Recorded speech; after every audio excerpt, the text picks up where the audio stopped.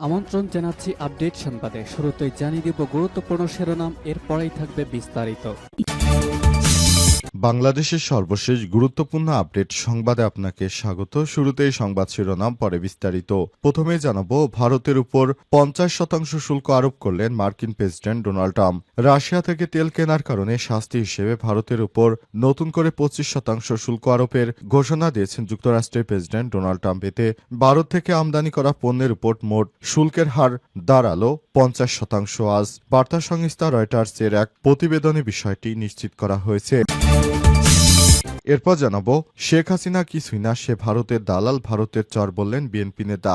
বিএনপির জাতীয় নির্বাহী কমিটির সদস্য সাবেক এমপি এম নাসের রহমান বলেছেন, শেখ হাসিনা কিছুই না, সে ভারতের একজন দালাল, ভারতের একজন চর। আজ মৌলভীবাজার শহরের এসআর প্লাজার সামনে জেলা বিএনপি আয়োজিত জুলাই আগস্ট বিপ্লবের বর্ষপূর্তি ও ছাত্র জনতার বিজয় উৎসবের শোভাযাত্রা শেষে সমাবেশে প্রধান অতিথির বক্তব্যে তিনি এসব কথা বলেছেন। এদিকে নির্বাচন আয়োজনে ইসিকে চিঠি দিলেন প্রধান উপদেষ্টা। আগামী বছর তথা 2026 সালের ফেব্রুয়ারি মাসে রোজা শুরুর আগে জাতীয় সংসদ নির্বাচন আয়োজনের জন্য সকল প্রস্তুতি সম্পন্ন করতে নির্বাচন কমিশনকে পত্র দিয়েছেন প্রধান উপদেষ্টার কার্যালয়। এই পত্রের মাধ্যমে নির্বাচন আয়োজনের জন্য সরকারের পক্ষ থেকে নির্বাচন কমিশনকে অনুরোধ এর আনুষ্ঠানিকতা সম্পন্ন হলো। এদিকে দেশের স্বার্থে রাজনৈতিক দলগুলোকে ঐক্যের আহ্বান তারেক রহমানের। রাজধানী নয়াপল্টনে বিএনপির বিজয় র্যালির আগে আয়োজিত সংক্ষিপ্ত সমাবেশে বক্তব্যকালে রাজনৈতিক দলগুলোকে জাতীয় স্বার্থে ঐক্যবদ্ধ থাকার আহ্বান জানিয়েছে দলটির ভারপ্রাপ্ত চেয়ারম্যান তারেক রহমান। এবং সর্বশেষ জানাবো, ঐক্যবদ্ধভাবে স্বাধীন, সার্বভৌম ও গণতান্ত্রিক বাংলাদেশ গড়ব বললেন বিএনপি নেতা সালাউদ্দিন।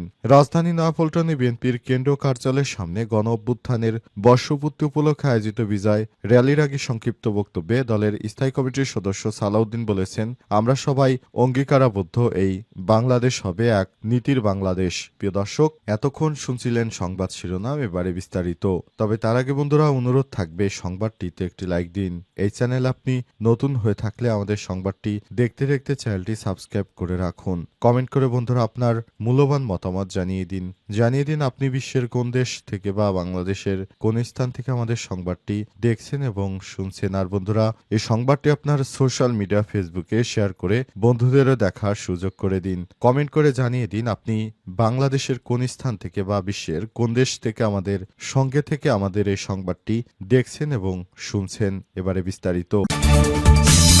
ভারতের উপর 50% শুল্ক আরোপ করলেন মার্কিন প্রেসিডেন্ট ডোনাল্ড ট্রাম্প। রাশিয়া থেকে তেল কেনার কারণে শাস্তি হিসেবে নরেন্দ্র মোদীর উপর আরও নতুন করে 25% শুল্ক আরোপের ঘোষণা দিয়েছে যুক্তরাষ্ট্রের প্রেসিডেন্ট ডোনাল্ড ট্রাম্প। এতে ভারত থেকে আমদানি পণ্যের উপর মোট শুল্কের হার দাঁড়ালো 50%। বার্তা সংস্থা রয়টার্স জানিয়েছে, আজ 6 আগস্ট এক নির্বাহী আদেশে এই ঘোষণা দেন মার্কিন প্রেসিডেন্ট ডোনাল্ড ট্রাম্প। এর আগে 4 আগস্ট রাশিয়া থেকে তেল কেনার জন্য ভারতের উপর নতুন শুল্ক আরোপের হুমকি দিয়েছিলেন মার্কিন প্রেসিডেন্ট। সামাজিক যোগাযোগ মাধ্যম ট্রুথ সোশ্যালের এক পোস্টে তিনি অভিযোগ করেছেন, ভারত রাশিয়া থেকে বিপুল পরিমাণ তেল কিনছে, আর তাছাড়া চড়া দামে খোলা বাজারে বিক্রি করে মোটা অঙ্কের মুনাফা করছে ভারত। অর্থাৎ ভারত প্রথমে রাশিয়া থেকে তেল কিনে তারপর সে তেলগুলো বিভিন্ন মার্কেটে তারা চড়া দামে বিক্রি করে এবং সেখান থেকে প্রচুর পরিমাণ অর্থ লাভ করে। ট্রাম্প সামাজিক যোগাযোগ মাধ্যম ট্রুথ সোশ্যালে অভিযোগ করে বলেছেন, রাশিয়া থেকে তেল কিনে খোলা বাজারে উচ্চমূল্যে বিক্রি করছে এবং বিপুল পরিমাণ মুনাফা অর্জন করছে। ইউক্রেনের রুশ আগ্রাসনে মানুষের প্রাণহানির বিষয়টি ভারত উপেক্ষা করছে বলেও মন্তব্য করেছেন তিনি। তার ভাষায়, ভারত শুধু রাশিয়া থেকে বিপুল তেলই কিনছে না, সেই তেলের বড় অংশ খোলা বাজারে বিক্রি করে লাভের অঙ্ক বাড়াচ্ছে। ইউক্রেনের রুশ যুদ্ধের কারণে যত মানুষ মারা যাচ্ছে তা নিয়ে তাদের কোনো ভাবনা নেই। ট্রাম্প আরও জানান, এই কারণেই তিনি ভারতের উপর আরোপিত শুল্ক আরও বাড়ানোর সিদ্ধান্ত নিয়েছেন। তবে আগের ঘোষণায় তিনি শুল্ক বৃদ্ধির সুনির্দিষ্ট হার উল্লেখ করেননি। এবার তিনি একটি সুনির্দিষ্ট হার উল্লেখ করেছেন এবং তিনি বলেছেন এই শুল্ক কার্যকরী থাকবে। এ ব্যাপারে ভারতের কোনো আপত্তি ট্রাম্প মেনে নিবে না বলেও মন্তব্য করেছেন তিনি। শেখ হাসিনা কিছুই না, সে ভারতের দালাল, ভারতের চর, বললেন বিএনপি নেতা। বিএনপির জাতীয় নির্বাহী কমিটির সদস্য সাবেক এমপি এম নাসের রহমান লিখেছেন, শেখ হাসিনা কিছুই না, সে ভারতের একজন দালাল। আজ মৌলভীবাজার শহরে এসআর প্লাজার সামনে জেলা বিএনপি আয়োজিত জুলাই আগস্ট বিপ্লবের বর্ষপূর্তি ও ছাত্র জনতার বিজয় উৎসবের শোভাযাত্রা শেষে সমাবেশে প্রধান অতিথির বক্তব্যে তিনি এসব কথা বলেন। নাসের রহমান বলেছেন, এদেশে আওয়ামী লীগের রাজনীতি আমরা ধীরে ধীরে শেষ করে দিব ইনশাল্লাহ। আপনারা একটা জিনিস লক্ষ্য করেছেন, আওয়ামী লীগ কিন্তু 1 বছর হয়ে গেল, তারপর একটা টু শব্দ পর্যন্ত করতে পারেনি। আগামীতে আওয়ামী লীগ আর কথা বলতে পারবে না, এটা আপনারা নিশ্চিত ধরে রাখুন। আওয়ামী লীগকে আমরা তিলে তিলে তাদের শিকড় সহ উপড়ে ফেলব।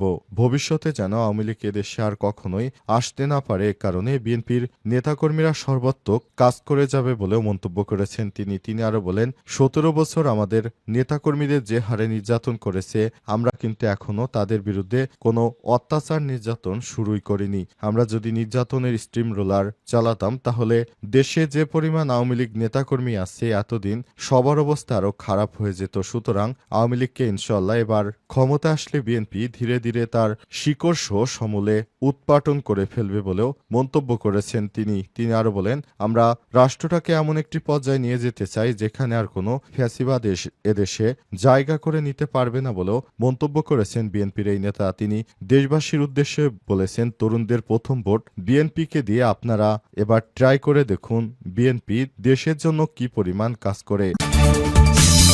নির্বাচনের আয়োজনে ইসিকে চিঠি দিয়েছেন প্রধান উপদেষ্টা।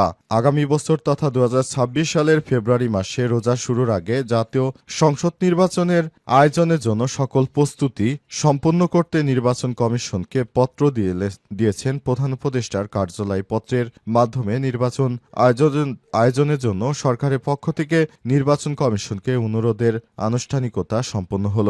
আজ প্রধান নির্বাচন কমিশনার বরাবর প্রেরিত এক পত্রে উল্লেখিত সময় প্রত্যাশিত মানের অবাধ, সুষ্ঠু, নিরপেক্ষ, শান্তিপূর্ণ, উৎসব মুখর জাতীয় নির্বাচন আয়োজনের প্রয়োজনীয় কার্যক্রম গ্রহণের জন্য অনুরোধ করেছেন প্রধান উপদেষ্টার মুখ্য সচিব এম নাসির উদ্দিন মিয়া। গত 5 আগস্ট জুলাই গণ অভ্যুত্থান দিবসে প্রধান উপদেষ্টা প্রফেসর ড মোহাম্মদ ইউনূস জাতির উদ্দেশ্যে দেয়া ভাষণে আগামী বছর ফেব্রুয়ারি মাসে রোজা শুরুর আগে নির্বাচনের আয়োজনের জন্য নির্বাচন কমিশনকে চিঠি দেওয়ার কথা বলেন। তারই ধারাবাহিকতায় আজ এই চিঠি পাঠানো সম্পন্ন করেছে প্রধান উপদেষ্টার কার্যালয়। এই চিঠিতে উল্লেখ করা হয়েছে, আগামী বছর 2026 সালে রোজার আগেই নির্বাচন দিতে হবে। অবাধ, সুষ্ঠু, নিরপেক্ষ নির্বাচন দিতে ইসির যে ধরনের সহযোগিতা লাগে তার সর্বাত্মক সহযোগিতা করবে অন্তর্বর্তীকালীন সরকারের প্রধান উপদেষ্টা।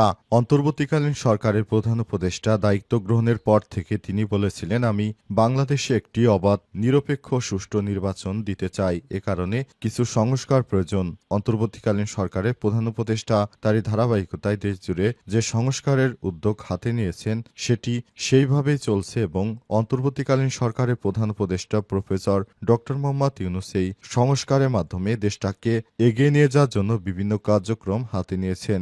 এরই ধারাবাহিকতায় সরকারের 3টি উদ্দেশ্য নিয়ে তিনি ক্ষমতায় বসেছেন। একটি হচ্ছে শেখ হাসিনা এবং তার দোসরদের বিচারের আওতায় নিয়ে আসা, নিরপেক্ষ নির্বাচন দেয়া এবং জুলাই ঘোষণাপত্র এবং যারা ক্ষতিগ্রস্ত হয়েছে তাদেরকে পুনর্বাসন। মোটামুটি বাকি 2টি কাজ করার পর অন্তর্বর্তীকালীন সরকারের প্রধান উপদেষ্টা এবার 3য় ধাপ অর্থাৎ নির্বাচন নিয়ে তিনি কাজ শুরু করেছেন বলেও জানান গতকাল তার ভাষণে। এরপরই নির্বাচন কমিশন ইসি এম নাসির উদ্দিনের দপ্তরকে চিঠি পাঠিয়েছেন অন্তর্বর্তীকালীন সরকারের প্রধান উপদেষ্টা।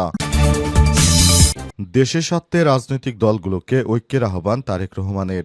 রাজধানী নয়াপল্টনে বিএনপির বিজয় র্যালির আগে আয়োজিত সংক্ষিপ্ত সমাবেশে বক্তব্যকালে রাজনৈতিক দলগুলোকে জাতীয় স্বার্থে ঐক্যবদ্ধ থাকার আহ্বান জানিয়েছেন দলের ভারপ্রাপ্ত চেয়ারম্যান তারেক রহমান। তিনি বলেছেন, আসুন আমরা সমস্ত রাজনৈতিক দলগুলো এক হয়ে যাই, এক হয়ে স্বৈরাচারকে আমরা যেন বাংলাদেশে ফিরে আর ফেরত আসতে না পারে, এ কারণে সর্বাত্মক চেষ্টা চালিয়ে যাই। অন্তর্বর্তীকালীন সরকারের প্রধান উপদেষ্টা আমাদের যে পথ পথ দেখিয়েছে, সেই পথ অনুসরণ করে আমরা বাংলাদেশটাকে আরও ভবিষ্যতের দিকে এগিয়ে নিয়ে যাই, এই মন্তব্য করেছেন বিএনপির ভারপ্রাপ্ত চেয়ারম্যান তারেক রহমান। লন্ডন থেকে ভার্চুয়ালি যুক্ত হয়ে আজ নয়াপল্টনে বিএনপির কেন্দ্রীয় কার্যালয়ে বিএনপি চেয়ারপারসন রাজনৈতিক কেন্দ্র কার্যালয়ে এক ভার্চুয়ালি বক্তব্যে সব কথা বলেছেন তিনি দেশ ও জনগণের কল্যাণে সবার সহযোগিতা ও সমর্থন কামনা করেছেন। নাগরিকদের প্রতি আহ্বান জানিয়ে তারেক রহমান বলেছেন, নিরাপদ বাংলাদেশ গড়তে এখনই সিদ্ধান্ত নেওয়ার সময়। ফ্যাসিবাদের সময় আমরা নিরাপদ ছিলাম না, আমাদের সন্তানরা নিরাপদ ছিল না। ভোটাধিকার কেড়ে নেওয়া হয়েছিল, দেশকে বন্দিশালায় পরিণত করা হয়েছিল। গণতন্ত্র ভোটাধিকার প্রতিষ্ঠায় নাগরিকদের আরও সতর্ক হওয়ার আহ্বান জানিয়েছেন তিনি। ২৪-এর আন্দোলনে আসা সুযোগকে কাজে লাগাতে হবে। রাজনৈতিক শক্তি প্রতিষ্ঠা করতে পারলে ভবিষ্যতে আর কেউ ফ্যাসিবাদ প্রতিষ্ঠার সুযোগ পাবে না। বিজয় মিছিল প্রসঙ্গে তারেক রহমান বলেছেন, পতিত পলাতক স্বৈরাচার যেন দেশে ফিরে আসতে না পারে, কারণে সবাই একসঙ্গে কাজ করতে হবে বলেও মন্তব্য করেছেন বিএনপির ভারপ্রাপ্ত চেয়ারম্যান।